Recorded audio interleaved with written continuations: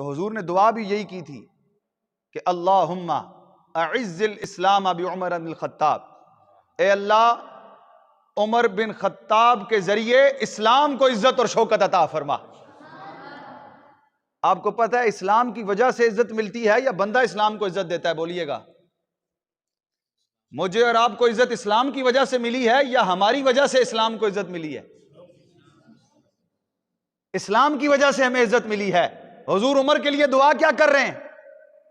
اے اللہ عمر کی وجہ سے، عمر کے ذریعے سے اسلام کو عزت عطا فرما۔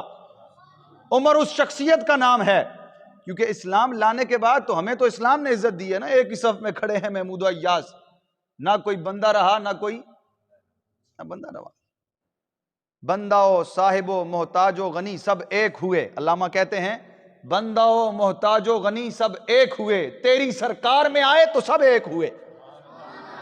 عزتیں تو ساری اللہ کے لیے ہیں نا، وَلِلَّهِ الْعِزَّةُ وَلِرَسُولِهِ وَلِلْمُؤْمِنِينَ۔ عزت اللہ کی ہے، اللہ کے رسول کی ہے اور سارے مومنوں کے لیے ہے جو اللہ اور اس کے رسول کے ماننے والے۔